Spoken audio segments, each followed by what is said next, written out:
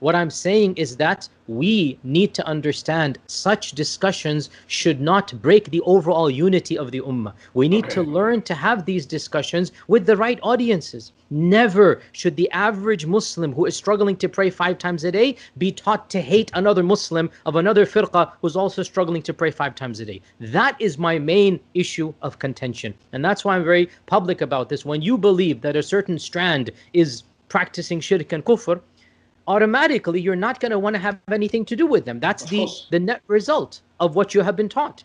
And that is why I am forced to gently, because I'm not being harsh here, gently bring up these discussions and say, no, it's not shirk and kufr what mainstream movements are doing. You can disagree. I still believe certain aspects are haram, but to say something is haram, at least the person is a Muslim. Whereas when you say it's shirk, well, then it changes everything, doesn't it? So that's why I'm saying these types of discussions need to be had head on, and we need to clarify, and I need to clarify because I have a responsibility. I'm the one having taught some of these aspects. The fact that, no, it's not, shirk, again, to be specific here. So for example, tawassul, or asking, and we've had I have, lectures. So anyway, I have to say this, by the way. We're not talking about the actual issues. If you're interested, you can listen to number one, the most important is my 3-hour lecture on the Najdi Da'wah, it's called. It's on my YouTube channel. You can listen to that. It's a 3-hour long lecture on the Najdi Da'wah. I've talked a little bit about this as well in my first podcast with the Mad Mamluks, right? That was, I think, 3 years ago. A little bit about this as well. Yeah. And then also Muhammad Hijab interviewed me about my time in Medina. Yeah. And you can listen to that. So these are the 3 interviews that I would recommend anybody to listen to get to the core of what we are skirting around in this interview with you. I've already discussed the core details in those interviews. So the fact of the matter is, Sheikh, that the reality is that whilst you said that these conversations should take place, there is a place for it in the right environment with the right people, and it shouldn't trickle down on a grassroots street masjid level. But the point of the truth of the matter is it did, whether it's the Indian subcontinent, whether it be in places like Syria with Mashaykh like Ramadan al-Bouti and others and his contemporaries.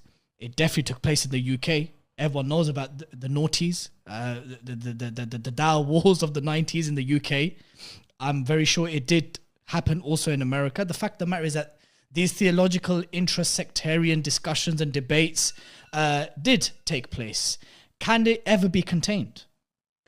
No, it can never be contained. The goal is not perfection. It's never going to happen. But the goal is to minimize evil. And if the major du'at and the major preachers and teachers simply change their tune, which has happened in North America since the 90s, so they change their tune and they don't emphasize these intra-sectarian disputes, then inshallah the bulk of the ummah will be free of them. I'd like to say that America, the Muslim scene here, has headed in that direction. Again, I'm a product of the 90s. These sectarian wars you talk about, I was in the thick and thin of them back in the 90s, right? I was a part of all of this, and that has what shaped me to understand. I mean, one of the main, so again, let me give an anecdote here. When I returned from Medina in 2005, right? There was no question I was a card-carrying Najdi, right? I was preaching and teaching Ibn Abdul Wahhab, and I hadn't changed one iota of my belief about the Najdi Da'wah.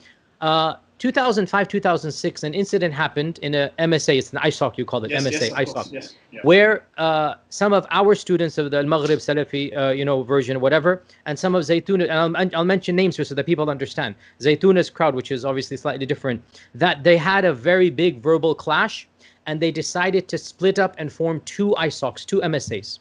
This was on a university campus, okay? Yeah. And I knew, but 2 degrees of separation, I knew the people involved on our side, and it really hurt me. Like, I realized, bro, that's not, at that stage I said, we disagree with them, but not to this level. But then I thought to myself, can I blame these 2, teenage groups for getting to this level when they're constantly hearing rhetoric from us and from their teachers of this nature? Can I really blame them for wanting to just break away, thinking that each one is mubtadi' and dal and mudil? And that's when I reached out to Imam Zaid Shakir. This is early 2006, to Imam Zaid Shakir, and began a series of conversations that eventually led to something. Again, it's gone now in history, but it was called the Pledge of Mutual Respect or something. This is like a document that we signed between many of our preachers and teachers, and those of the Sufi Ash'ari camp at the time, where we basically said, hey guys, we're not going to prioritize sectarian differences, and at the time I was a card carrying, like, Najdi through and through, but I realized that we cannot prioritize these differences amongst the masses. And that was simply because of the environment that I found myself in, to see that people are going to literally break away from one another, form different masajid and form different MSAs based upon Imam Ghazali and Imam Ibn Taymiyyah. No, that's not Islam. But that's what's going to happen when you constantly keep on telling them, oh, these people are dal and mudil and the Ahl al-Bid'ah and the Ash'ar are like this, or they say the Hashawi are like this. You have to minimize that rhetoric. I think we both learned from the 90s and then 9/11 and all of the backlash that happened and whatnot. And inshallah, these days, at least in the North American scene, we really don't have a mainstream preacher who is still upon that 90s version, because we've realized that it doesn't make any sense to be isolationist and to burn all our bridges with one another. No, what unifies us is far, far more than what splits us apart. And the kalima is the most important thing that unifies us. Even if we disagree about asma al sifat, or we disagree about certain aspects of tasawwuf and whatnot, those disagreements should not lead to the breaking of bonds between the ummah as a whole. So again, this is a personal anecdote that it made me realize I need to think things through. That led to the journey of trying to understand intellectually, because again, I'm jumping the gun here, but I needed to reconcile in my own mind how we can form ties with groups of people that I'm being taught are committing shirk. You see? My heart is telling me that we need to form bonds for the ummah. And these are people of iman and taqwa. I meet them, I interact with them, and they have great precedence. When they quote their fatwa of tawassul, whatever it might be, they have a long list of ulama from Suyuti and from, Ibn Hajar and Nawawi. All of them are allowing this thing, and you know this. I mean, this is well known, right? Yes. And yet I am being taught that specific aspects of what they're doing is shirk and kufr. Okay? So how do I reconcile forming bonds with people whom intellectually I'm being told, and I believe at that time, that this is shirk? And that's a cognitive dissonance. You're put in a very awkward situation. And this is what forced me to go back and really, as I said, with an open mind, think, is it really shirk? What my teachers have taught me. I'm meeting these Muslims. I don't see them as Hindus. I don't see them as pagans. I see them with their iman, their taqwa, their tahajjud, their dhikr. I see them and they genuinely love Allah and His Messenger. And I see them quoting great ulama, far greater than, many of in our movement, for example. And yet I'm being taught that this is shirk and kufr. And this is why I needed to really reconcile. And as I said, it's in my Najdi lecture, the 3-hour-long one. I went into a very deep dive and a year and a half reading, rethinking critically and whatnot. And then obviously it became clear to me that you can disagree and you can say, yes, they should not be doing that. But it's not shirk whatsoever. The term shirk should never be applied to what mainstream ulama have endorsed throughout Islamic history. That's a very dangerous term. It's a loaded term. Do not use the term shirk or kufr to describe mainstream Sunnism. You can say, I disagree, and it is not correct. And it is a stepping stone. I have said this to shirk. Yes, I have said this. Calling the dead, wallahi, I don't like it at all. And it's something that really we should not open the door to. But what are you going to do? These are Muslims that have great precedents. They have great ulama within our tradition. We're not talking about outside our tradition. And I think you as well, didn't you moderate a debate? Yes, I did indeed. I heard about this, yeah. So you've heard the evidences. It's not as if it's coming out of thin air. Oh, it's normative, very much normative. Exactly. Yeah. It is normative. That's the point that our, Najdi brethren fail to understand. This, you're talking about the Salaf, you find whiffs of this in the first, Tawassul, the first 3 generations, no doubt about it. Imam Ahmad allowed Tawassul according to many of his own students, right? And then you have Ibn Taymiyyah, with my utmost love and respect, saying it's a bid'ah, okay? Many of the Salaf allowed Tawassul. So, Shaykh, if I may interject there, because you cited it. So when I chaired that debate on the permissibility of Tawassul Istigatha between Shaykh Sar Rashid, who doesn't identify as a Barelvi, but Hanafi Ash'ari, and then Ustad Abdul Rahman Hassan, who was obviously of that persuasion, of the Najdi persuasion. And I recall at the very beginning, Shaykh Sar, he said that, look, our issue isn't that you believe it's haram. Our issue is that you believe it's shirk.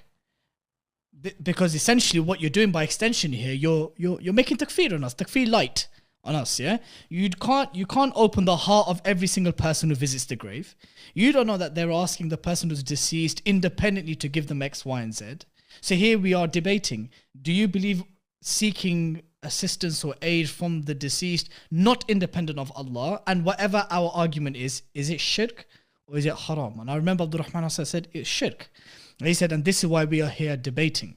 Exactly my point. If you say it is haram, then you can agree to disagree and maybe even have a heated debate, but in the end you will part as brothers. Yeah. Because you haven't made takfir or shirk. That's my point here, right? Yeah. If you say it is shirk, which is what the Najdi Da'wah says, you can't form strong alliances with people that you think are basically soft Hindus. I mean, how are you going to do that, you know? And as you're aware, this is what what the Najdi Da'wah teaches. And I have an anecdote in my lecture, the 3-hour long one. I even spoke to one of their senior scholars, Bin Bayya, and I said to him, like, how do you expect us to reconcile, forming bonds with people that we think they're doing shirk? I asked him this question. This is me in 2005, 2006, problematizing, like, look, what maslaha is there? And this is what the Najdi say. What maslaha is there in forming ties of relationship with people that are not actually Muslims? And they have a valid point from their paradigm. There is no maslaha politically or theologically from forming ties with people that you think are committing shirk and kufr. You understand this point? And that's why, for example, anybody who believes the Prophet ﷺ is not the final prophet, the group I'm talking about. Of course. I have nothing to do with them. What 100%. maslaha is there? What Yeah, maslaha is there? Nothing. I have nothing to do with them. I don't want to do anything with that movement because I don't view them as being kith and kin to me. Right? They're a different firqa, and not even firqa, sorry. They're a different deen. They have nothing to do with Islam. 100%. Okay, now if you're going to say mainstream tasawwuf, Ghazalian tasawwuf is kufr and shirk, right? If you're going to say 90% of the ulama of Yemen and, Morocco and many in Azhar and whatnot are practicing shirk, what are you going to do to the ummah?